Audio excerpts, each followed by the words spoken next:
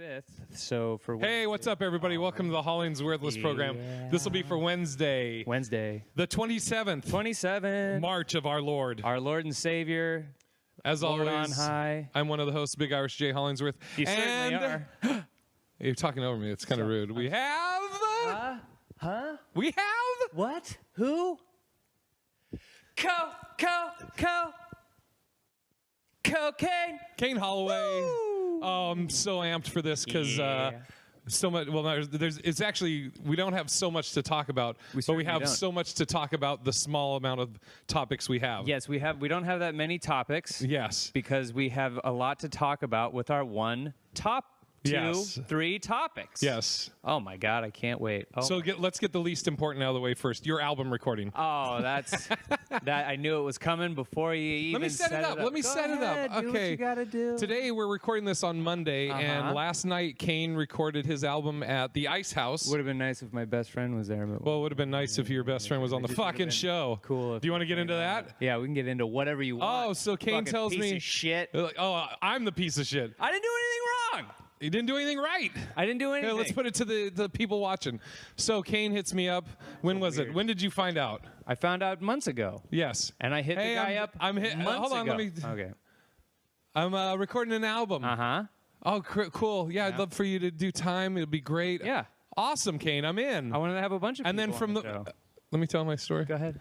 The months leading up to that, hey, we got a weekend of work for you this weekend. You know what? I can't. Can't do it. Because my best buddy's recording an album. Best buddy in the whole wide world. I swore I'd be there for him. Yep, it's true. And so then, like 2 weeks ago, I double-checked. Am I on the fucking show? Can I have Jay on? And he... you don't ask, you tell. I can't ask. It's not even really my show. It's his show. It's your album recording. Yeah, but I'm not even the fucking main guy on the ticket. Jamie Kennedy was the main guy on the ticket. That's how much weight I have. I can't even... My album recording, I can't get an hour. You're not even headlining your album recording? No, I have to fucking do the middle. And then I have to have either Jamie Kennedy do the check drop spot and close it out, or Kelsey close it out. All right? So... Them's the bricks I found. I asked the guy. Them's the bricks? Them's the bricks. I think it's breaks. Yeah, well, I say... Them's the breaks. Okay, thanks. Kelsey confirmed you're an idiot. No, I'm not an idiot. We kind of already knew that, but... How would we know that? I'm enjoying... Kelsey, is he an idiot? I'm not an idiot. She's not on Kelsey, the show. fucking yell something out. Don't say anything. Is he an idiot? Don't say nothing. Yeah. No. Yeah. No. He's a sweet dum-dum. I'm not dumb. So, yeah, so I didn't get to perform or go to it last night. But I got him a set on chocolate sundaes. I got a lot of pull over at the Laugh Factory, specifically for the chocolate sundae show. Really, who books it? Pete Holmes. All right, so anyways, I think we've established Kane's an awful friend. How am I an awful friend? You get it. I'm an enjoyable, lovely person I find myself to be. Cool. So you had your first show was at 7:30? Yeah. How was it? No, it was at 7. 7. It was great. It was packed, sold out show. Really only had, we didn't put that many people up. Kelsey went up and opened the spot, and then it was me, and then it was Jesus Trejo. Oh, cool. That's cool. He got I don't even know Jesus until last night. Jesus is great comic. He's also he's not your best bud, but that's cool. I didn't put him on the show. I didn't even know Jesus until last night. I had no control over the lineup. Cool. I didn't even book Kelsey. He booked Kelsey. Great. Okay? So I couldn't even say whether or not Kelsey can not be on the show. In fact, I could go to him and say, I don't want Kelsey on the show, and he'd tell me to go fuck myself. So I can't even... You should have took yourself off the show. I have no sway one way or the other. I did my best. Did you? All right. Anyways, go on. So you record, or it's you, or no, Kelsey, then you? Kelsey, then me. Then Jesus. Then Jesus. And then Jamie Kennedy. And that was it. That was the whole show. And you weren't doing video for this? This is all audio? No. I have video, but it's mostly just for referencing. But yeah, it's going to be an album that 800-Pound Gorilla is putting out. And do you have the name? Yeah, Can't See Straight. Can't see straight. It's something my dad used to say to me. Oh, because he gets so angry. Yeah, he gets so angry. And then he has the eye. And he has a lazy eye. So yeah, it's basically it's a dedication to him. Nice. So yeah, I can't wait for that to be out of a few years of writing and working on that material, and I just had the idea, and I hit up Corey, and he was like, "Let's do it."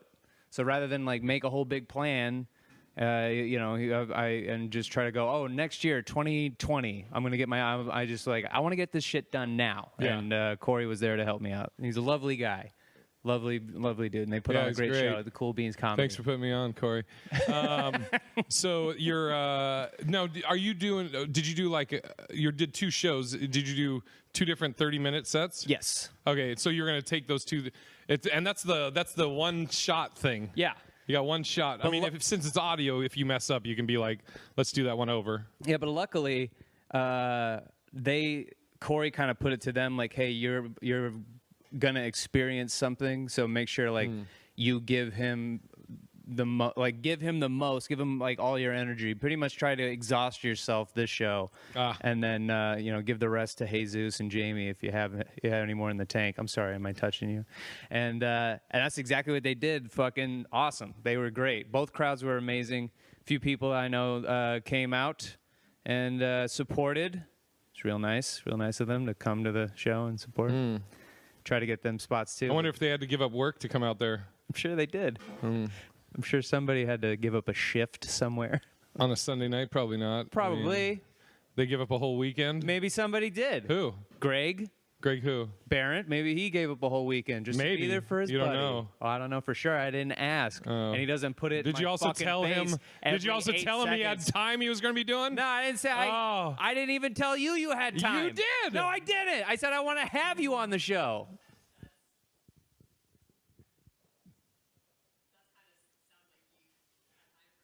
Oh, fucking boom! Kelsey dropping the hammer. Kelsey gets it. All right, let's just move on. We get it. You're an asshole. All right. Why am I an asshole? Do you want to go over it again? Yes, because your fiance just told you. Well, she's a bitch. Look at the look she just gave you. Yeah, she gave me a real bitchy and look. Now an X. All right, and second show, the second half hour went good? Yeah, lighter crowd, but definitely they were hot fire. Hot fire, as it were. You don't really do black crowds, though.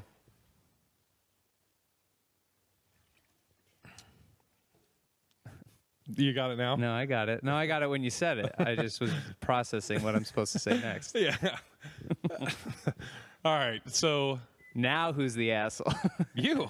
No, not me. I maintain that it's not me. Anyway... but I'm sorry you didn't get a set. Okay, you happy now? I'm so sorry, Jay. I mean, it doesn't really sound sincere. Humble apologies. I mean, I lost out of thousands of dollars. Thousands? Yeah. Hundreds of thousands? No, just thousands. Right. Well, then I don't give a fuck. I would think that would... If it's not hundreds of thousands, then shut up. I don't really have anywhere to go on that argument. This is fucking kind of weird. I'm just befuddled. All right. I saw Amir. I did a podcast. Do you know Evan Fonseca? He's going to be, I think, next week we'll have him. But he did my podcast 6 years ago. I took him up to Seattle to feature on some shows. And now he doesn't really do stand-up anymore. But he's doing a podcast about the TV show Boy Meets World. Oh, I love Boy Meets World. I'll tell him to hit you up. I've never seen an episode, but I had fucking homework for this podcast. Is it the same as when you never saw a single episode of Martin? Yeah, for All Def Digital. Yeah. Is it the No, same this one I really had never seen an episode. Okay. So I had homework. I had to watch an episode, and then he interviewed me about it, and I was like, so you know the show. Yeah. What's the principal's name? Feely? Yeah, Principal Feely. Yeah, I think he's touchy-feely. I think he's a pedo. Oh, really? No wife? No kids? No wife. He lives next door to one of the students. Creepy as fuck. Yeah, and he's always in the backyard at the exact same moment the kids come out. What? Yeah, in a robe, holding a half-gallon of vodka. I mean, yeah, he is a creep, and he's got a mustache, but he always had good advice. Ugh, he was the worst kind of person to hang out with in a green room because he's always trying to use fancy words, and you're like, just fucking use the normal one, you asshole. Principal Feely? Yeah, Feeny. I think it's Feeny. But I call him Touchy-Feely. Touchy-Feeny. So I did that thing, and then man, Boy Meets World. Topanga. Mm-hmm. Yeah, I mentioned that. I don't know who that is. Topanga's beautiful. But I also saw for the second time the movie Us. Us. Yeah. So we saw it opening night. And we'll tell you when the spoilers are about to start. So right now there's no spoilers. So as we're watching the movie, I'm going through the movie, and as I know it's getting close to the end, in my head I'm like, oh no, man, I was really pulling for Jordan, and one. You want to do a synopsis of the for those who may not know what we're talking about? The movie Us? Yeah, Us. Well, I don't want to tell. Well, we will on the spoilers part. Okay. But what I'm just saying is, I want people to understand this about the movie. So, as I'm watching it, and you're down here, Sean's here, somebody I think is Ken's over here, and as I'm watching it, it's getting towards the end, and I'm like, oh man, I'm like, oh no, you can't top Get Out, and I was really pulling for Jordan, and I'm hearing also rumblings from other people, and I was like, and when it ends, as I'm walking out of the theater, I was like, maybe give it a 6. Yeah. And then we go outside, all of us. Yeah. And we talked for 30 to 45 minutes, and I'm like, it's a fucking 10! Yeah. There's so many layers. Yes. We walked out of there, both Jay and Sean were sitting at a 40% rotten. Yeah. And somehow got up to a 98, 100% certified fresh. When you were walking out, were you already at 100? Or No, I wasn't at 100. I was processing everything because it wasn't one of those movies where you got right away. And I felt like when you're watching it, it's like I don't think Jordan is trying to just make... I don't think he would go out of his way... I don't think this is spoilery. Well, but I don't think he would go out of his way to make a horror movie like this one. That's as vague as I can make it sound. Like, he wouldn't go out of his way to make this, and the way the most obvious. Yes. Okay. There's obvious plot points to it, and there's also moments in the movie where it's intense, and then that just sort of dissipates, and you're trying to wonder, for a guy who's so well versed in the genre of horror movies, and especially since the last great horror movie I'd ever seen was Hereditary, and that was last year. And that one, that guy's got another one coming out. Oh my God! Yeah. I'm immediately seeing that shit. Right. Have you seen the preview? No. Oh, you don't know about it? No. Okay, we'll talk about that later. So that Hereditary had everything going against it and for it, because when you're watching Hereditary, it's really slow burn, and then you finally get to the moments where it's the most intense, and it is so claustrophobic and intense, and then shit where you think it's going to be a jump scare, and then when you think it's going to be a jump scare that nothing leads to it or something big leads to it, he completely pulls the fucking rug out from under you. And what you think is going to be something that's going to make you go, he just makes it, he stretches it out longer. When that fucking kid wakes up on the wall, and she's she's chilling on the wall. Yeah. And then you think she's going to jump down and attack him, but instead, when he turns to look one way, she's floating behind him, but like she's crawling on the ground. She's like in midair, crawling away, flying. It was probably one of the scariest fucking things I'd ever seen. And people were so tense in the movie theater. So you come off of that, and then you also have... This is all Hereditary, by the way, not Us. Not Us. So I have that in my head, and I also have, I got Get Out in my head. So and I was going to say, the other part of Hereditary that tripped me out is when he's in the attic and you just hear bang, bang, bang, bang, bang, bang, bang, bang. Oh, yeah. And you're thinking the mom is just fucking going like this. And then it cuts to her and she's upside down again like Spider-Man, fucking banging her head smashing on her the head. thing. Yeah. I was like, holy shit. But okay, so you're thinking Hereditary, Get Out. Yeah, so when there's those moments in Us when there's like tense scenes and then nothing happens, you're thinking like, oh, he's going to make it more tense. But then it's immediately alleviated. Like immediately there's moments where you're thinking you think like the husband's going down as an example. And then he drags it out. And then you're thinking like, okay, then when we cut to him, it's going to be really intense and it's going to be a really exciting moment. And then it just isn't. So that happens quite a bit throughout the movie. And you're trying to figure out why. I'm not sitting here going, this guy Jordan Peele, of all people, wouldn't do this if there wasn't a bigger and more broader point to his movie. But I needed time because it just ended, and I'm not a genius. Yeah. So I got to like figure. I gotta unspool this, and that's what we just. And I think the last 40 minutes of us talking about the movie was the best part of the movie. Oh, dude, it was like. Yeah, like each one of us would be like, dude, remember this? And then we're like, you have reactions where you're like, oh, shit. Yes. And then, okay, so now we're going to talk about it in detail. So we're going to give spoiler alerts right now. It's roughly whatever the time is in the podcast right now. Set your timer on your thing for 30 minutes. 30 minutes, spoilers, starting, hold on, and I'm going to make a spoiler noise. Okay. Ew. Get it? Because it's spoiled. Okay, so, well, you should set an alarm, not a timer, because I can look at a fucking timer on the thing. Jesus, what a dummy. Starting over. Okay, so. We're gonna do it again. Yeah. Hold on. I got to make You really are dense. You're like, we have a timer on the thing, and you're like, let me just put a timer next to the timer. 2 timers. I can't see all the way over there. All right, so double time. Now I have it. Okay, so good to go. 30 minutes from right now. Move forward on the podcast if you don't want to hear spoilers. Yeah. If you've seen us, then here we go. Spoiler talk now. Ew. Because it's spoiled. P.U. All right, so we talked about a couple things. Like we'll go over the things that we talked about after the movie. Yes, and then I just saw it again, so I want to tell you what I think. Ooh. So we talked about like the little hints, like when she's on the beach and Lupita says, "I'm just not very good at talking." Mm-hmm. Hint 1. I'm trying to think of all the fucking hints we had mentioned. I'm so focused on the thing I want to talk to you about. You focus on what you want to talk about. I'll recap the movie real quick. Oh, yeah. So basically, this family, the movie opens with this family in the 80s. This little girl is watching television, and it's moving through these commercials, one of them being the Hands Across America that's started around 86. Lasted for about 15 minutes, we found later on after we did some research. And it was to promote and help and raise money for homelessness.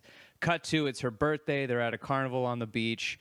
And she wanders off from her family, goes into this like madhouse, Hall of Mirrors, and runs into a girl who's wearing the same shit as her with her back turned to her. Then it cuts away. You're assuming it's adult version of her, played by Lupita Nyong'o, and her entire family. She's got a son, daughter, husband. Husband's driving them to this beach house. They're on vacation. Well, I think before that though, she sees there's the girl in the mirror that's dressed like her, and then it cuts to she's at a psychiatrist's office. The parents are talking to the psychiatrist, right? And then they're like. She's having post-traumatic stress disorder. She's not talking, and she's like, you should enroll her in arts and get her to, and they're like, I just want my daughter back. I don't want her to, why is she not talking? Right. Like she has PTSD. And that's another one of those moments where you think it's going to be something crazy is going to happen, and then it cuts away, and you're like, oh, okay. Well, now I don't have to be tense anymore. Yeah. And so then she's in the psychiatrist's office, and the little girl's not talking. Then it cuts to older version of her, and you can see she's like aware of her surroundings. Like she's very aware of everything. And the husband wants to go to the beach, and he convinces her, even though she's really hesitant, she doesn't want to go. Well, so they're driving to one of their mother's house, the grandmother that passed away, that they had gone to the year before. Mm-hmm. So they're at the house, and they're like the dad's telling the daughter to like unplug. This is it's not internet, this is outer net, and the son.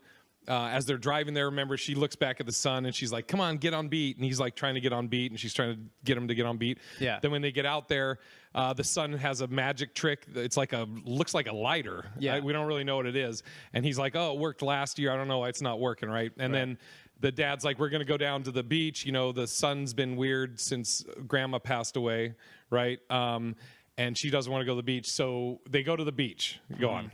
Yeah, so they're at the beach. They meet up with... this white family played by Elizabeth Moss, the wife. She has she's from Handmaid's Tale, and I love her. She's amazing. She's great. She's a great actress. Focus on us. I've never seen that. She's a great actress, and she's great in this. Okay. And so anyway, she's this lush, kind of like rich socialite kind of vibe you get to her, and the husband is like everybody seems relatively normal. The white couple seems very unhappy. Like she's drinking constantly, and she's trying to spark up a conversation with Lupita Nyong'o, and she's not. Lupita's just like, look, I can't talk. I just have trouble. Not very good at I'm not very good at talking. I have trouble expressing myself and talking about myself. And right at that moment, a frisbee flings by, lands perfectly on a circle that's imprinted on the blankets. And then we move over to the white family's 2 daughters. They're twins, and they're near the son, who is playing in the sand, and he's digging a tunnel. And they're saying how weird he is, and then the daughter, the son's sister is like, yeah, he's a fucking weird kid, and we got to look after him. And he's always got this mask that he either has on his head or puts on his face occasionally. He walks over to go take a piss, and that's right next to the Hall of Mirrors haunted house area that in '86 that the little girl was in. Yeah. And he notices this guy with his back turned to him. He's wearing a homeless jacket and then a red jumpsuit. One hand has a glove on it, and it's dripping blood. Yeah. He's just chilling with his hands out, which is fucking crazy to think about now.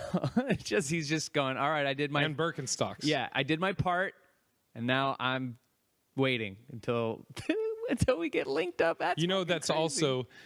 so when they were driving to the beach, let's go back. When Lupita was a little girl and she went to go to the madhouse, she passed a guy that it had 11:11, or he had a sign that said Jeremiah 11:11. Yeah. As an adult, when Lupita and her family were going to the beach, they drove by an ambulance that was loading that guy into the thing, and he was all bloody. Yeah. And he had a sign. He had the sign Jeremiah 11:11, and he was older. That was the guy outside of the mirror thing. Right. That was his tether. Right. And yeah. And his hand was bloody. Okay. Yeah. All right, go on. So Lupita realizes that her son's missing, so she freaks out. He wasn't gone for very long, but she loses her shit anyway, runs over and says, you can't do that shit. And then she wants to leave, so they go back to the house. And I can't wait to tell you my new discoveries. Oh, man. Okay, so then... fly through this, because I'm fucking so amped. So the husband wants to chill and have like a normal weekend, but Lupita she can't stop freaking out. She decides that she wants to finally tell him, like, look, when I was a kid, I saw a girl. She looked exactly like me. I'm afraid that this little girl she's coming. Like, she's going to come here and get me. Like, I was in a hall of mirrors and I saw someone who looked exactly like me, and then the husband's like, you were in a hall of mirrors. Yeah. And like, when that moment happened, I started laughing to myself, and then everybody had moved on, but I'm still laughing. So anyway, like the second she tells him the deal, all of a sudden there's the son comes up and he's like, there's a family in our driveway. And they walk outside, and there is a family of 4 holding hands in the driveway. All wearing red jumpsuits, one leather glove, Birkenstocks. And I'm sure by now you guys know, like, all right, we've seen the trailers. Yes, it's them. They break into the house, and they make the family that we've been following this whole time sit on one side, while the family in red jumpsuits sits on the other side. And then the doppelganger mom starts talking. And immediately when she starts talking, she's creepy as fuck. She's like, there's a story. Yeah. She's so good in this. Yes. So we're gonna call them tethers, which will make sense later. So the red jumpsuit people are the tethers. Yes. Okay. So the dad tether got a longer beard, and every once in a while he'll go like, yeah, it just fucking. None of them talk except for the mom tether, Lupita's tether. Yes. The daughter looks almost like the fucking Joker. Dude, she's so good. She's fucking amazing. She's like just staring at the human version, or the real one, just like, smiling, always smiling. Oh. And then the son, the tether son, has a white mask, eyes open and mouth open, and he's like always on the ground, like crawling around. He's like, "Arr, arr." And so I'm gonna take this over because I want it to go fast because I want to get to the other shit. So basically, she has them all separate. The husband and his tether. The tether takes him out. They go out on the boat. He ends up killing him. The daughter and the tether. Tether Lupita says to the daughter, "Run." And she had been bitching about like track and field and why do I need track and field. So and the mom says, "Run, go." And so she takes off and her tether slowly walks out and is kind of like giving her a head start. The son, Lupita says, or the tether says, "Go play with him." And then before real Lupita tells her son, before he goes, she says to him, "Show him a trick." Right? Right. So they go off and then Lupita's talking to her. I really want to fly through this. Fuck, can we just reveal it? Because I want to fucking tell you what I found out. Okay. If you've seen the movie, you're in the spoilers section, so you know what happens. But we find out that the twist is that Lupita, in the white clothes, who's been fighting this whole time, was actually the one that switched, and she's the real tether. And kills the real version of herself. Yeah, when they were girls, like all you saw is her seeing her mirror image, and then it cut away. But what you didn't see, which they reveal at the end, is the one that was in there switched and dragged her down and cuffed her. And so supposedly in these tunnels there was a government experiment where they were making clones of everyone, and what they were able to clone the outside, but they didn't have souls. None of them could talk except for Lupita because she was a human. She wasn't a clone. And the clone one that was up above since a kid, that's why she wasn't talking, and they said she had PTSD and she taught herself to talk. Right. And they had red jumpsuits because the daughter, when she got pulled down there, she had a Hands Across America shirt and everybody was in red. Yes. The little figurines. So that's why they have the red jumpsuit. They have a one glove because she had a Thriller shirt and Michael Jackson had one glove. Oh, man. Yep. What else did I find out? So that's all that. Now, some shit that I want that's going to blow your dick away. If this is true, I have no confirmation of this. This is a theory I have. Okay. Before this movie, before we come into the movie, present day, the year before, the sun switched. Yeah.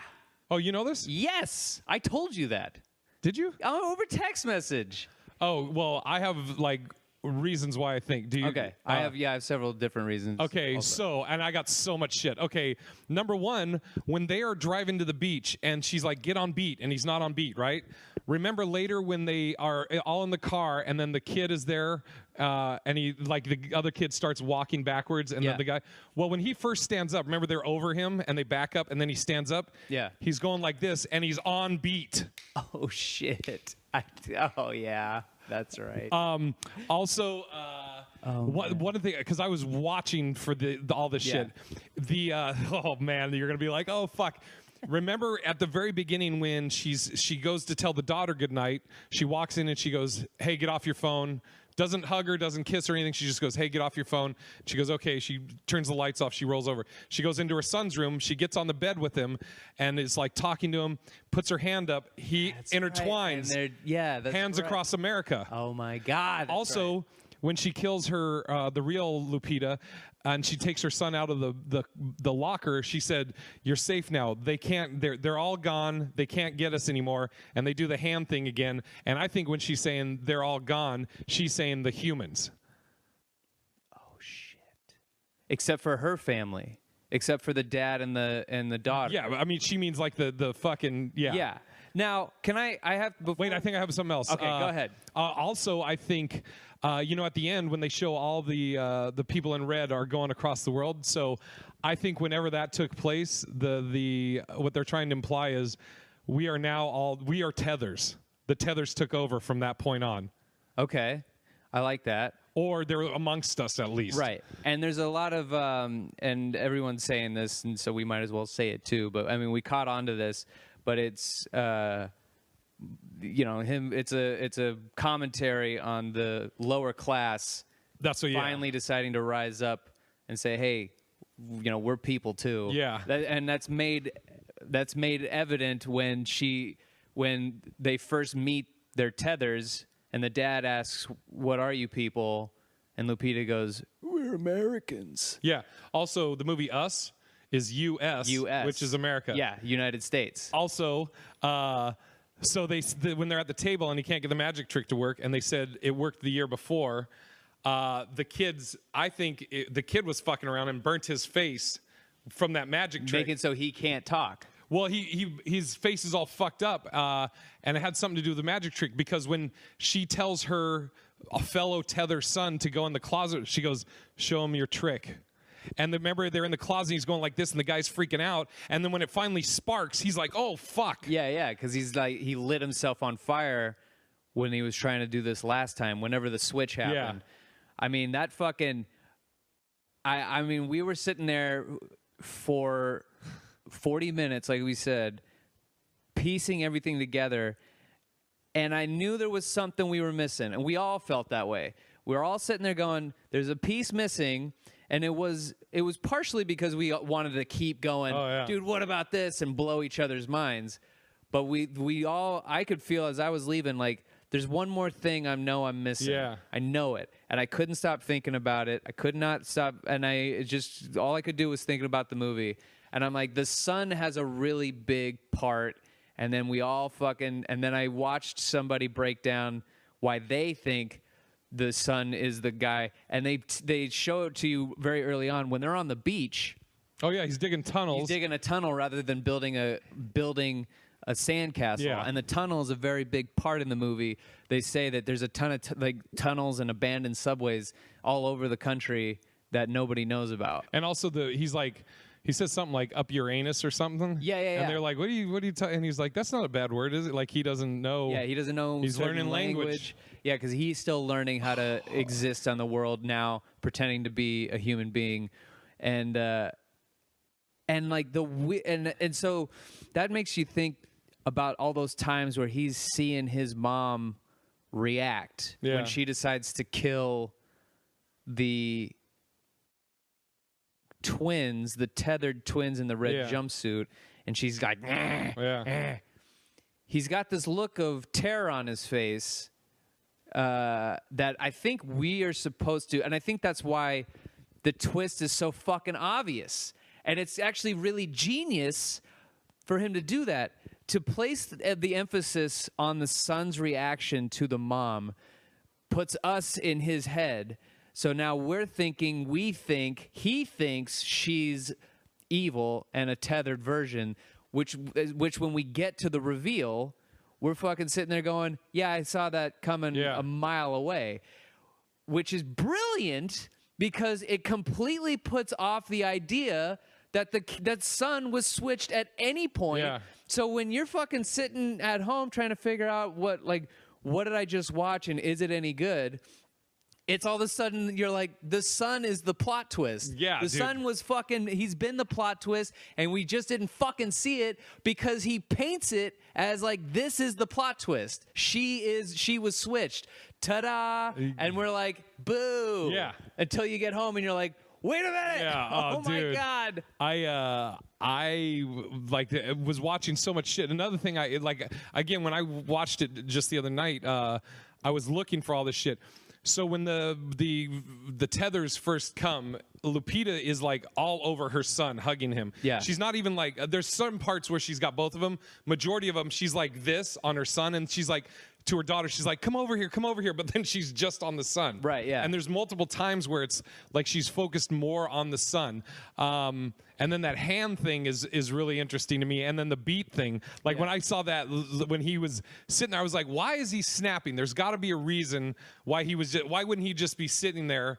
There was got to be a reason he was snapping when he was in the red jumpsuit like this. Right. And I'm like, oh, fuck. Remember, the one kid couldn't get on beat, but this one's on beat because he's the fucking human. And so that makes you think, does she keep going back to try and switch out, to get the switch out? So like, all right, she was able to do it last year with the son.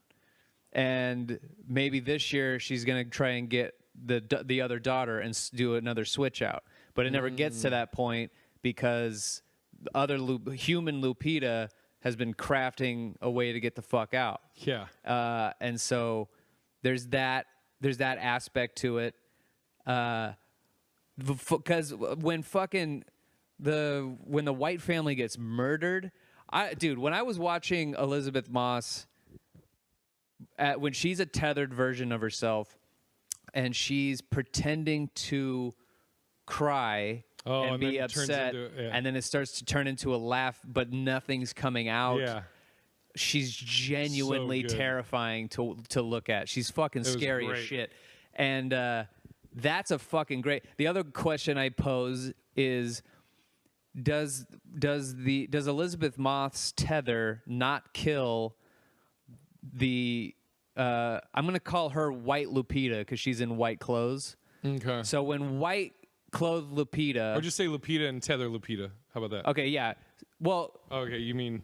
Yeah, because it gets confusing in my head. Right. So white clothes Lupita is chained up, and nobody's doing anything to her. She gets dragged. Like when she brings the scissors, then she like gets frustrated because she can't do it almost. So my thinking is, does she not? And I posed this question, and nobody could answer it.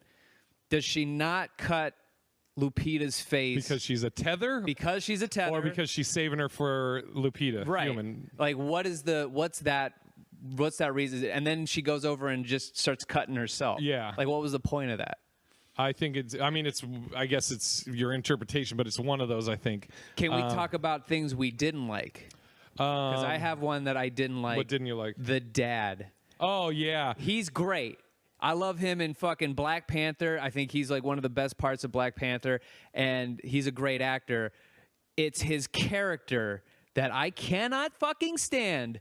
He's worthless in this movie. Yes, exactly. He can't protect his family, and I'll chalk it up to, like, if there was a fucking version of myself coming in and it just had no fear on his face, of course I'd be freaked out too. But there's a moment where you got to think to yourself, do something. Well, the kid, the son, is sitting there, and she gets out, and he looks like he wants a kiss from her. I'm like, get the fuck out of the car, you dummy. Yeah, or there's moments where he's like making jokes, and it doesn't apply to the scene. It just doesn't apply, and it doesn't make any sense, and I really hated it. There's moments where, like, devastation has just happened. They're realizing that there are people out there in red jumpsuits who look like other people. We have no idea what the fuck's going on.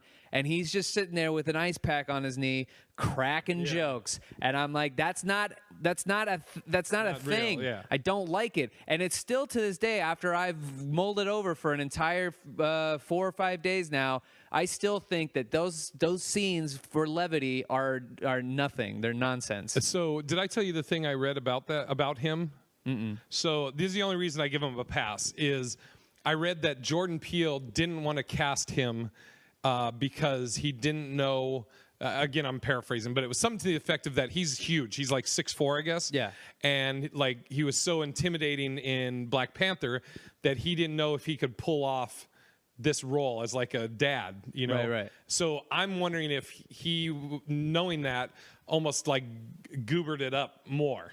Sure, but there's also. But I mean, it's also the writing is the writing. Yeah, there's writing. The moment when Lupita goes, all right, I gotta go into the tunnels, and this is the big moment, the big thing where the audience, both us and Lupita, are gonna figure out what the fuck is going on.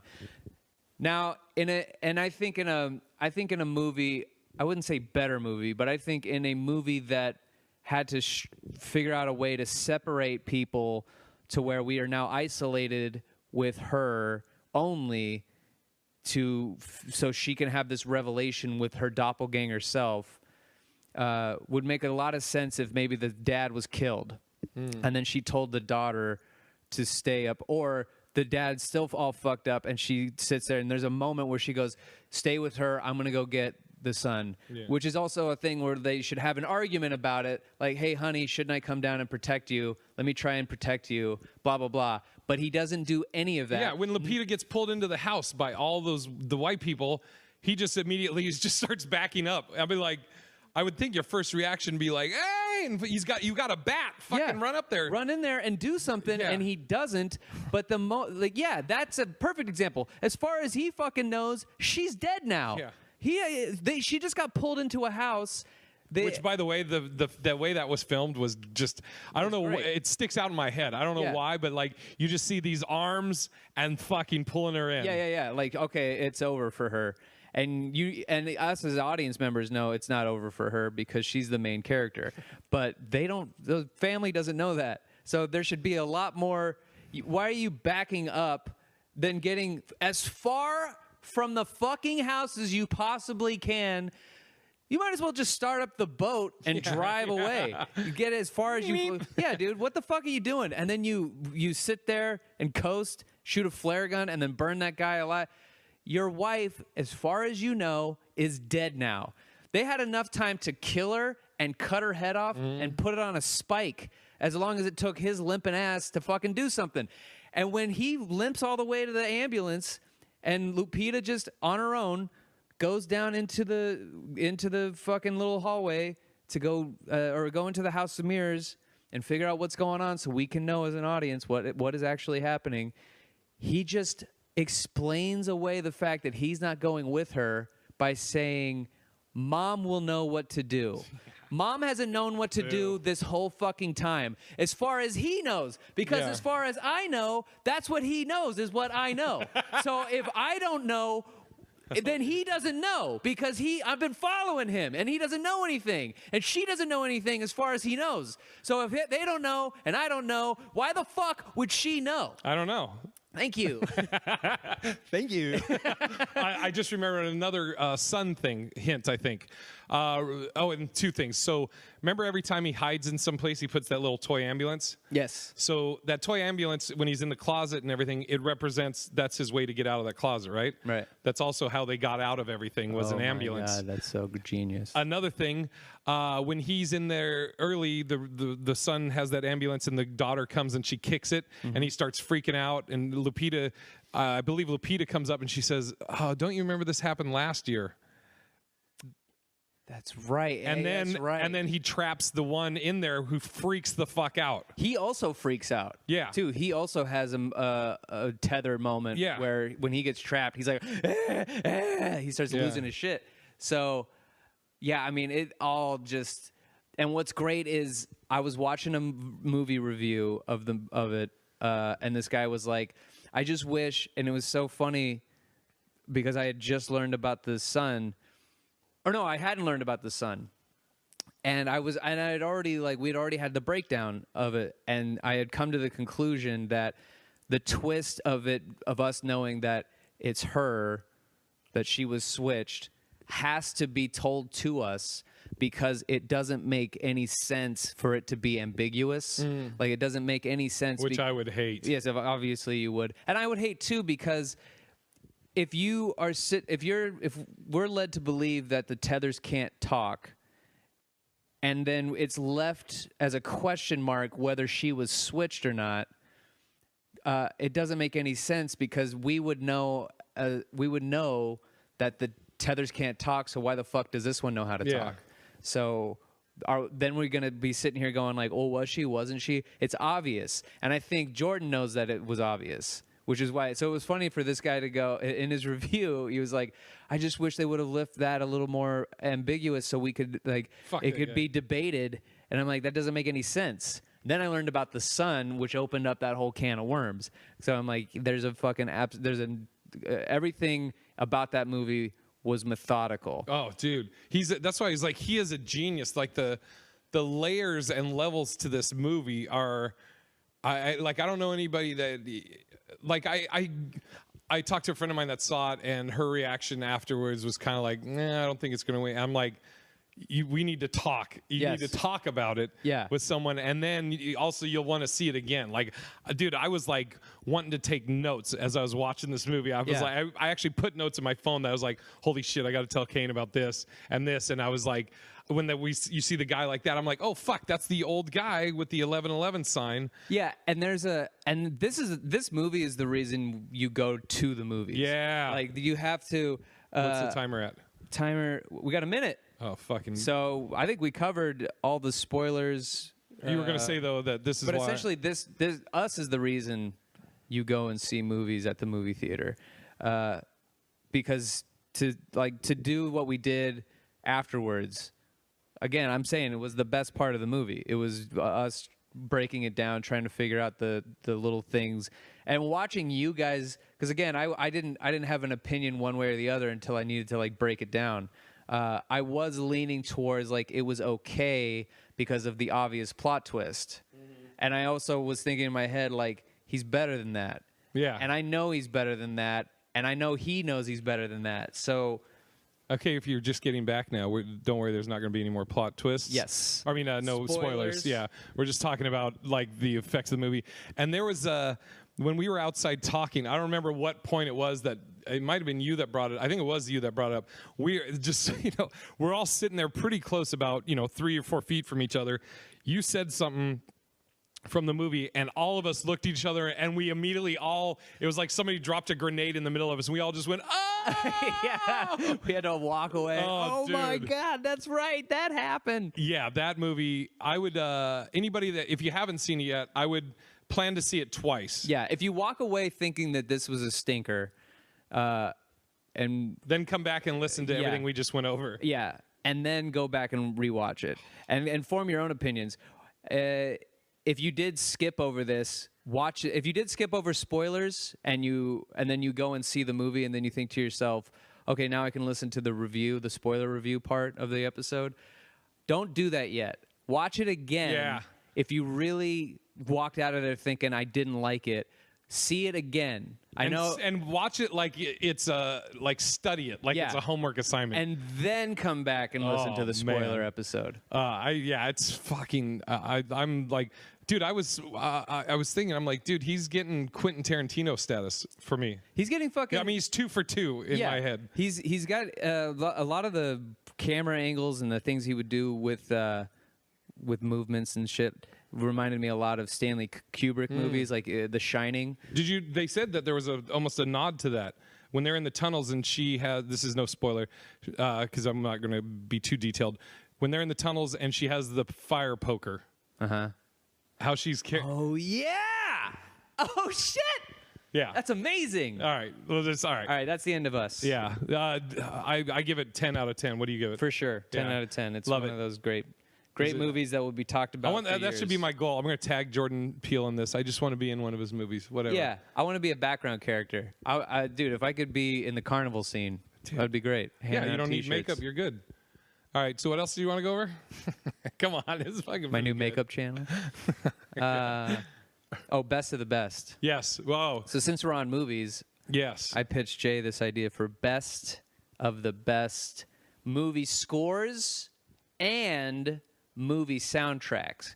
2 different things. A movie score is like a perfect example, and it's on my list, The Dark Knight. And the reason that I picked The Dark Knight over Batman Begins is because you have the Batman theme, which is the ba ba ba ba ba ba, but then you have Joker's theme, which is just the guitar string being stretched.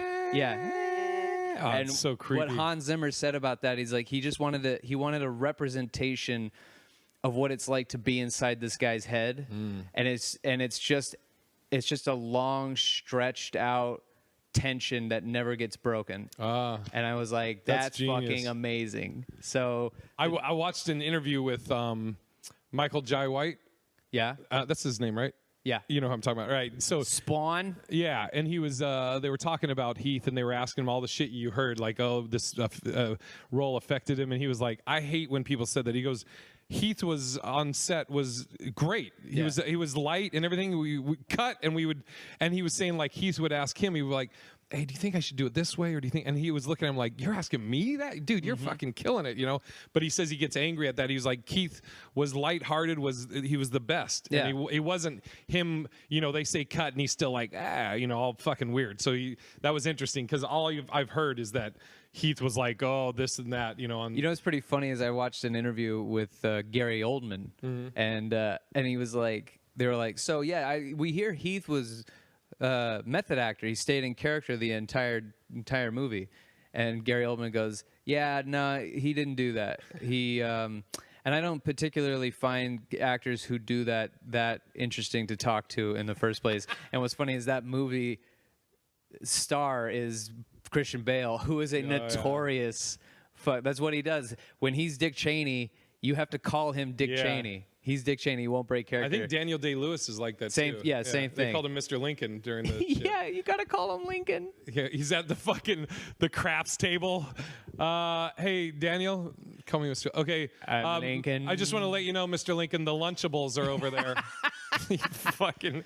Yeah. And I love Daniel Day-Lewis as an actor. Yeah, but I'm like, that's fucking. Can you imagine what he was like on set as Daniel Plainview from There Will Be Blood? Dude. That fucking maniac. Yeah. I drank your milkshake. One of my favorite lines ever, In the Name of the Father. You know what I did? I wrote your name in the dirt. I did. And then I pissed on it. I did. I pissed on your name. It's one of my fucking... But I think best movie score. I got my list. Yeah. I sent it to you. I think. And I got a soundtrack that we didn't mention. So I think my top 5 are The Dark Knight, The Good, the Bad, and the Ugly, which is great. I mean, because it's really these are all like original songs. Yeah, like, yeah, made by composers. So like for The Good, the Bad, and the Ugly, you have wow, wow, wow, wow, wow. Dude, do you have Exorcist on there? I do not. That's a great one. Halloween. Halloween's also great. Sicario, I think, is brilliant. Oh yeah. Star Wars, I put that in there because who doesn't know that? And I said Rocky. Rocky, and then Arrival got a really great score.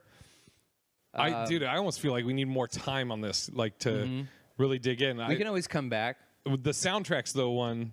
I have for soundtracks, and this I wanted to say, like, it's got to go with the movie.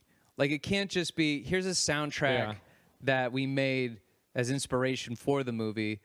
I think it has to go with the way Quentin Tarantino or Edgar Wright makes a movie. The movie and the song have to fit in the scene, and so like I think Jackie Brown is a great one. Drive, Guardians of the Galaxy Volume 2. That'd be tough because it's so good. Almost Famous, and then of course 8 Mile. The Departed. Yes, The Departed is also a great one. Friday's brilliant. I like Friday. Fuck, dude. Man, The Departed. I just think of that beginning when Jack Nicholson's talking. Yeah. And then you hear fucking Rolling Stones comes in just perfectly. Oh yeah. And then they also have they have Dropkick Murphys in there, and then they have like it's I'm trying to think of fucking it's tough. Yeah, I had to look a bunch of things up, and I'm like, oh, there's. I mean, you could. I'm not of this era, but I'm sure there's arguments to be made for Purple Rain. Yeah. Bohemian Rhapsody. Even though Bohemian Rhapsody is just a dog shit ass movie. Yeah. But yeah, I think Scorsese does it with Goodfellas, but I don't know if it came out now, you could do it. Not that great of a movie, but Made. Vince Vaughn. Oh, dude. I'm like looking at my movies right now. Yeah. Pulp Fiction. Pulp Fiction, yeah. Jesus. See, there's a lot, and you'd have to. I'd also put it to you like you'd want to have this soundtrack and bump it too. Yeah. So it goes well with the movie. So I think Guardians of the Galaxy. Yeah, that might be hard to beat. I picked 2 over 1. I think 2's got the best. Has the best soundtrack of the 2 movies. Even though Guardians of the Galaxy Volume 1 is the better movie, 2 has the better soundtrack. Yeah. Dude, then there's you have like New Jack City shit that you probably don't remember or watched. I've seen New Jack City. I don't remember much about soundtrack. it. I think that's got Christopher Williams on that soundtrack and If I'm Dreaming. All right. Fuck, man. Then you have I just saw Blow.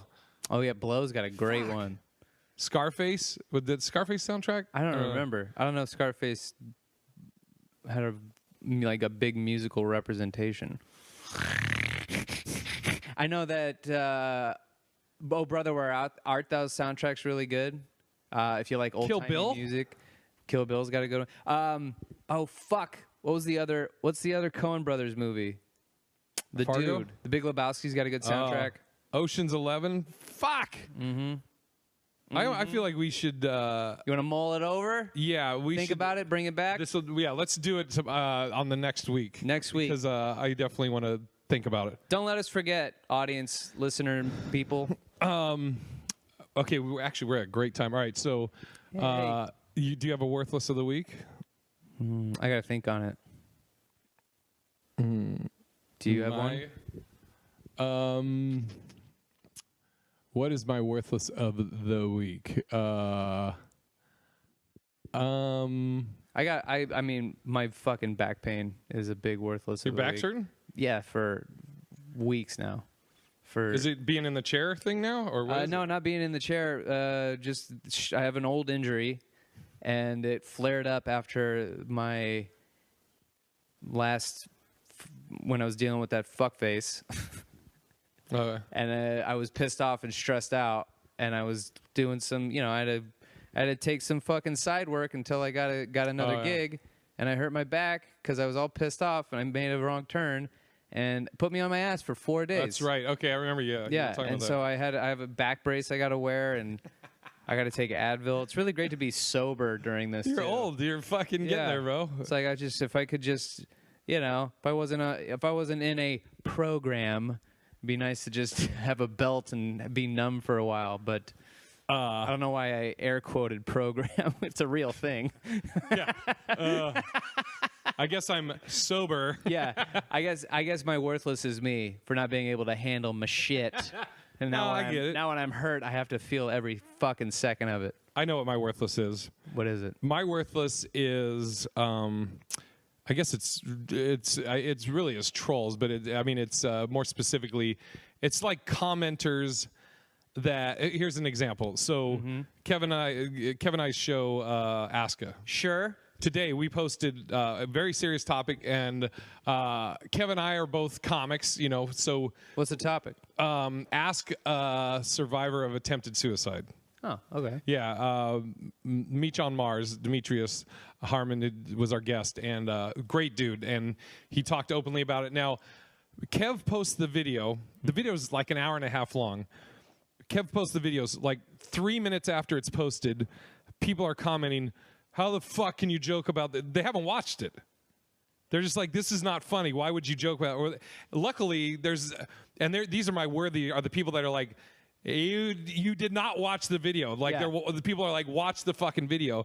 And because it's too, that's the thing about people who just automatically assume comics can't talk about serious subjects. Yeah, and like, I mean, there's parts in the hour and a half where we all are laughing in unison about something, but it's not like he's like, yeah, I tried to kill myself, and we're like, oh shit, that's hilarious, people just and you didn't do it, womp womp womp womp.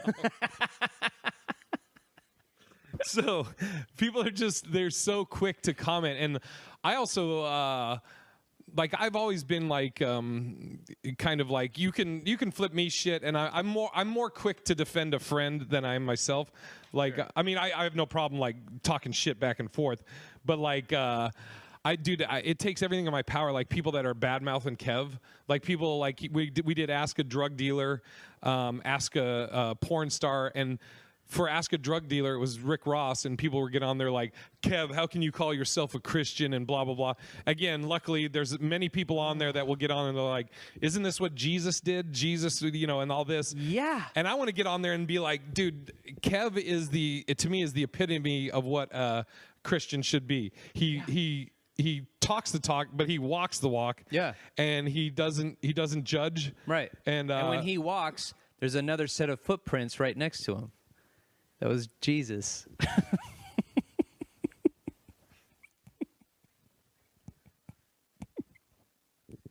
So when he walks the walk, he walks the walk. It just keeps. Is he Jesus? No. It's what just are you saying? Kev, and then next to him is Jesus. So when he walks the walk, there's more of walking. And then he saw one pair of footsteps, and he was like, Jesus, why would you abandon me? And what did Jesus say? That's when I carried your career. Oh shit. Are you talking about Kev's career? No, I don't know what I'm saying anymore. No, I know what you mean though. Good recovery. Thank you. No, I mean, it is ridiculous. I hate people like, watch it. I'm all for if you want to watch it and then comment, but and you have valid points. I mean, people will say, people that have watched it will have comments on things. Like sometimes people will say, like, "Oh Jesus!" Like I was asking questions, and sometimes people will be like, "Spit it out," and I'll reply to them. I'll be like, honestly, as I'm asking a question, I'm thinking, because the show is not a gotcha show. Right. It's just to learn and understand. So I might be in my head, like I have an initial question, but as I'm saying to it, I'm like, I got to make sure I'm asking it respectfully. I don't want it to be like accusatory or anything. So I'll be stuttering and stammering because it's like my mouth is moving faster than my brain, or vice versa. Right. You know, or somebody will be like, get off your phone. And I'm like, just so you know, I'm not texting. I'm looking at all the questions that were sent in. And so I'll reply to people like that. But people that are just so quick to just be like, the comment on something, or like the when we did Ask a Drug Dealer, and people are like, how are you condoning this? And like, we weren't like, hey, here's how to become a... Yeah, dude. That wasn't one of the questions. Jesus Christ. Oh, excuse me.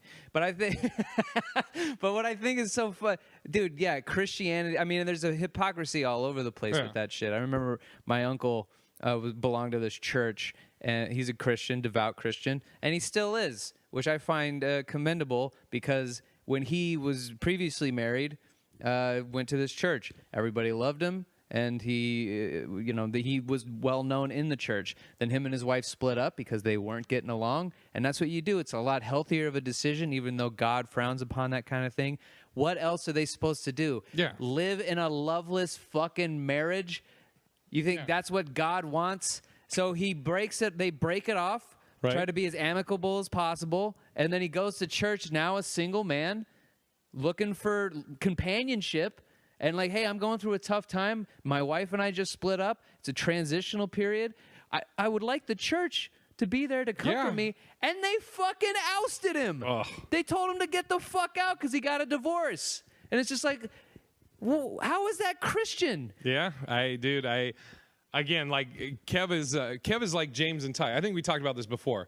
How like I look at James and Ty as Christians. Like they never, because I lived with James and Ty and their daughters, and I was Uncle Jason, and they never once were like, Jason, you need to do this, or ever.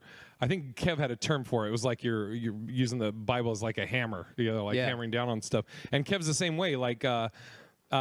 He leads by example, which I think is the best way to do anything, Well, I think, and again, I didn't make this point before. I don't know why I said that, but this is a new show. It's pretty much brand new. What are you guys, like 5-7 episodes in? So it's a brand new show. So what I think is interesting about people who automatically comment, this isn't a funny thing to joke about. Well, that's not the point of the show to begin with anyway. If you've watched the show from jump, then you would know that the point of the show is not to make fun of it. Maybe there are some funny, lighthearted moments, like when you talk about anything. When you talk about suicide with people who've either experienced it firsthand, or they've seen people that go through it, there are going to be moments where it's such an intense conversation. You build enough tension in that moment, someone's going to break it. Either the person that did it or the person that you're talking about it with. You're going to break the tension. It's human nature to do that shit. Actually, not they say. I know this from talking to. I have a buddy our buddy, Billy O'Connor. Yeah. 9/11 first responder firefighter. And I also know this from cops that, like, people that are around death and have to deal with that have, like, the darkest humor. Yeah. And they will crack jokes at a crime scene looking at the most horrific stuff, because that's the only way you can fucking deal with it and process it, Dude, when I told a buddy of mine who had cancer, and we were sitting at a coffee shop, and I was telling him about, like, when I was sitting on the street going, God damn it, if I could just get hit by a bus or a brick would fall on my head and it would all be over, it would be nice. I was just having those suicidal thoughts that I've just now started to have couple years ago, just because life was getting to me. And he goes, he was laughing at my story, and then he goes, what's funny is I was sitting in the doctor's office, and then he came in and he told me it was cancer, and I laughed in his face, and I was like, of course it's cancer. Why wouldn't it? That was his first reaction was, why wouldn't it be cancer? Because it's like you when you live your life thinking to yourself like you're feeling down on yourself, and then someone goes, "Here's more bad news," and then even he thinks to himself like, you know what, this is good. This is good because now I don't have to worry about killing myself. God will do it for me. And we are sitting in the coffee shop laughing and laughing. It's a funny, interesting anecdote about a really serious topic. But how the fuck else are you supposed to get through it? You're supposed to be doom and gloom the whole goddamn time?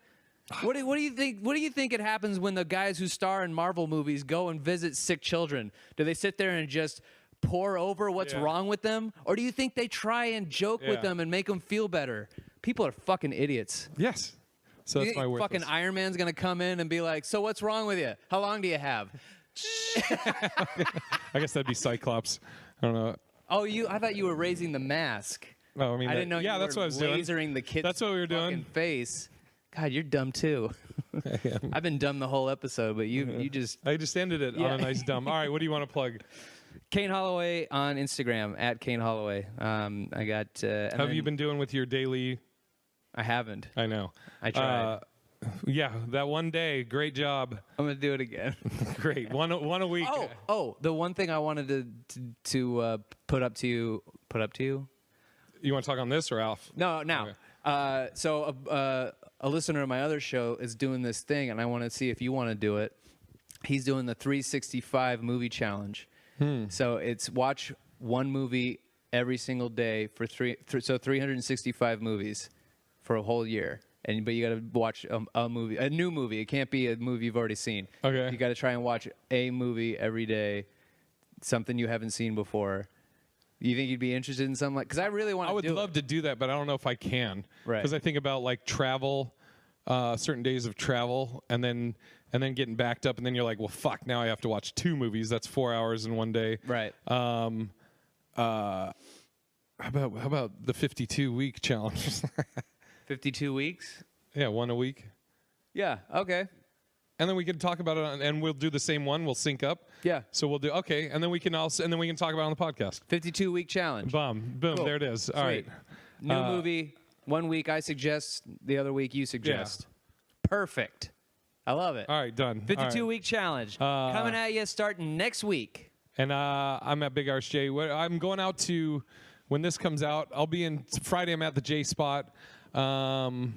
Wednesday, I'm at TJ's Bar, I think it's called. You can go to Big Irish J for that.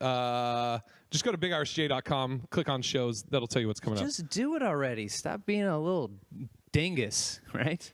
Up top. What's the opposite of sell? Bye.